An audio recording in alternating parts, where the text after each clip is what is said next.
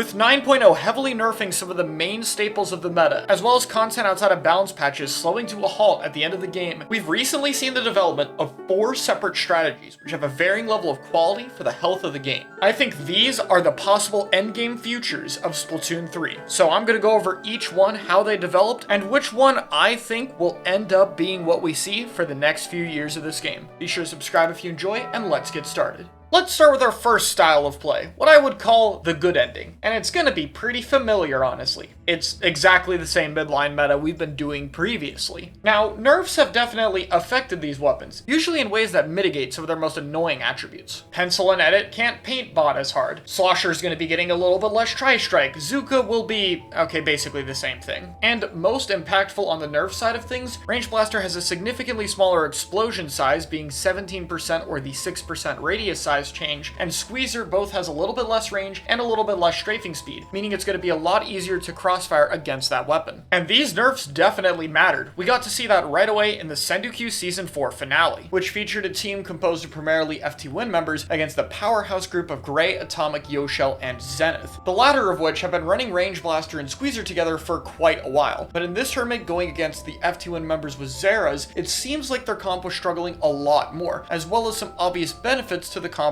that they were running, being that Splatana Stamper was completely unchanged midline nerf-wise. In fact, this is the first major tournament in quite a while that Stamper actually won. In general though, I think this tournament and other scrim practices I've seen from both scenes show that midline comps are a lot harder, since those main powerhouse weapons are struggling a bit more to get kills. I also think this means midline comps will stray away from having Squeezer in every single comp. I do think the main trend for midline comps though is running things to make them a little bit faster. The most recent Fry Basket had a good example of this, where a group of top JP players was running the same Stamper and Bucket, but this time with Pencil and Zap 85. This not only kept the two faster midlines, but ran double cooler to ensure they would get as much fighting opportunities as possible, which especially helps when going against other shorter range comps. And speaking of those, maybe the option here isn't just replacing some midlines with other ones. What about just running more short range options? How do those fare? This has been where most Western players have been gravitating towards. The obvious answer for this category, the 52 gal. I mean, this weapon already was looking pretty good before the patch, and like Stamper, was unscathed when the nerfs came out. This saw a lot of use in the LAN Riptide. In fact, all top 3 teams had a 52 gal, and the 4th place team, Moonlight, had a 96 gal deco, which is pretty close to it. Now, Western teams tend to play all modes a lot more compared to zones only, which means that the comps are a lot harder to build around. In fact, we got to see a lot of the core of Splattershot, 52, and Pencil compared to in other tournaments, so it could be fair to say that this much 52 is also a relic of that. However, I think Western compositions also tend to like the flexibility 52 provides, being able to have a little bit more specials, paint, and mobility, so it means that the comp is a little bit more easy to play. And I think that's something worth talking about right now. Fuzzy made a tweet talking about how a basic short range comp, such as Shot, 52, Bucket, and Pencil, could very easily overtake Splatoon 3 with midlines being prominently nerfed, and that this playstyle would much more closely mirror Splatoon 2's, being a lot more passive, playing around specials and bomb spam.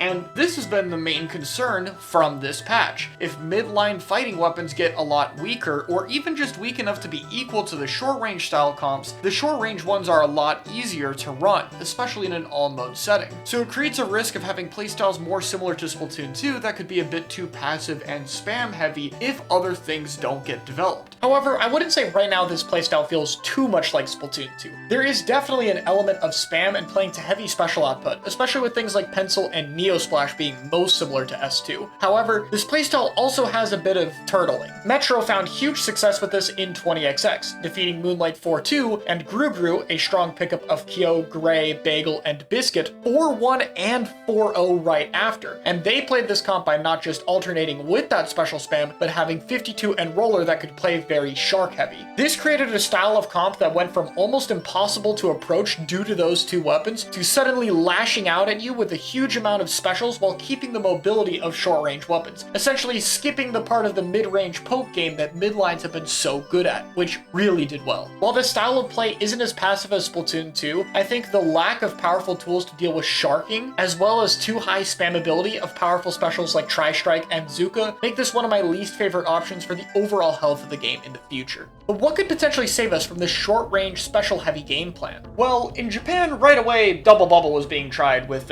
Zinc Mini and Mint Decavitator. Luckily, this comp's Area Cup run was stopped by Double Neo Splash-O-Matic. Never mind, I'll take the 52s actually. Hey, at least there were like 2 custom Dowser games. Okay, so the future of 2x Bubble isn't as horrible as it sounds. Zimmy and Mint are fun fighting weapons that encourage decently aggressive play. It's more just on the counterplay side, it kind of sucks to revolve around shooting multiple 3000 HP barriers or spamming strikes to not deal with it, with the only other special being remotely good against Bubble being Slider of all things. Yeah, this maybe wasn't balanced the best way possible. The comp's playstyle wise isn't much different from anything we've seen before though. Run it with a pencil, typically another fighting weapon, and use the bubbles to hold space aggressively. This style is still being tried out in scrims and some tournaments, but it has yet to be proven against its harshest counters, though I do think people are going to continue trying. So if we have a trend of a little bit more flexibility and short-range options, is there some path forward that doesn't involve it being a bunch of spam? Well, yes. One weapon class in particular gets around that, and that is the rise of the dualies. Back when I was talking about the midline meta earlier, you might have noticed that some of the best options in it are the Slosher and Splatana Stamper, leaning a bit more to faster midlines. How about mixing that with dualies to create Dive? Dive-style comps are nothing new for Splatoon, but this is the most we've seen out of them in quite a while, probably heavily correlated to Squeezer being a lot weaker. And there's a lot of things to like about this further development of Dive. On the one hand, I think that 3 of the roles are quite flexible right now. For anchors, we've been seeing Rapid Blaster Pro Deco, as well as both Bamboozlers being picked a decent amount, which is pretty new for the anchor category especially. These weapons are quite fast, able to keep pace well, and be more selfishly aggressive if they need to, while having specials that can help get their team in, as well as potentially flexible sub-weapons in the Bamboozler's case, while Rapid Blaster provides a little bit of AoE. The Sword and Dually combo are also pretty cool. Both of these can jump in and protect their landings a little bit. Stamper leans to covering mid-range a bit more heavily and using Zipcaster to get angles, while the Mint Decavitator has a bit safer jumps and can utilize bubbles to help with fast regroups for its team. While I think that Stamper is a little bit better, Mint is a lot easier to use, especially with Bubble, which is going to be important because I think that makes the comp a lot more accessible for people to try out. The dually slot also has a lot of variety. If you want something that'll be consistently in front of your team taking attention, then Tetra's doing the same things it used to do at the beginning of the game. If you want a bit more flexibility, the vanilla dually comes with a much more solid and stable kit, with Crab allowing you to have some kind of range if your anchor goes down early, as well as being a more consistent retake tool. And finally, custom dually squelcher, while probably harder than both of them, gives a unique beacon option, which is pretty useful for how aggressive the comp plays, and Super Chump still helps cover the paint output quite a bit, while keeping the dually a bit more mid-range. Really, the only thing to suffer here a little bit is the short-range option, which is probably going to be Zap most of the time if this is what ends up being popular. Though I do think there's some potential to replace the backline with Edit or even a really aggressive pen and open up the short-range weapons here, so this is by no means a huge downside. This comp is just all about playing to its high speed. While it does have strong specials and a variety of bombs accessible compared to the other comps, it's more about the fast pacing the entire composition provides to be able to rush down other teams and take advantage of the slower playstyles of the other ways of playing we just covered. And another thing for the positives of Dive, I think the addition of more Zipcaster, Crab Tank, and maybe a little bit of Super Chump is also really nice. Too many of the specials are taken up by Zuka and Tri-Strike, which have long since been in an unhealthy spot. I think these are a lot better. The downside to this, however, though, is, especially because of Stamper, I think this is harder than both other compositions. You need a really solid sword and dually player to be able to make this work. The anchor role has to take a lot more risks than it normally would do with Pen to keep aggression, and even the support role has to do a lot more fighting, meaning there's going to be a lot more overlap to keep track of, as well as many different people who are going to have to be responsible for giving jumps or covering range disadvantage, requiring a high amount of game sense and flexibility. Which is why this style has mostly been seen in practice, and hasn't gotten any major tournament results yet.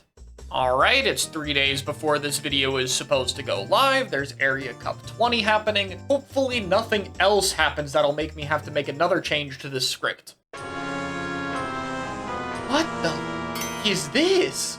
So before we get into the outro, let's talk about the more recent developments. This team got second place at an area cup, and despite the comp looking really odd on paper, this has actually been one of the few groups in Japan to be consistently playing with each other and getting top level results. And their second place in this area cup just happened to be their most notable one. This comp might seem a little bit familiar if you remember your Splatoon 2 meta history. In 4.6, brush was pretty common, and there was a composition that included tent, a roller, and a brush. This one's a little bit different, but the core identity is very similar. Ditching the cooler and instead playing around a lot of quick respawn weapons, using the high mobility of the brushes mixed with the HP of the Tenebrella shield, and flings it as a more self-sufficient anchor that can get a special to consistently get the team in and keep up map control. This comp is able to switch between highly mobile and very tanky, and 3 ink mines making retaking against the comp incredibly difficult. And while they do lack the traditional tacticooler, the increase in extra HP specials and main weapon synergies proves that the comp has a lot of potential. It's crazy to think that there's a composition without cooler, what has traditionally been labeled as required in tier lists, almost winning events. And that's not even to mention that the winner of the tournament included a Dapple player. So if there's anything else to learn from this, it's that even outside of these 4 styles, there's clearly a lot of stuff that could work right now, and it's really just up to the players to find strategies to make it work.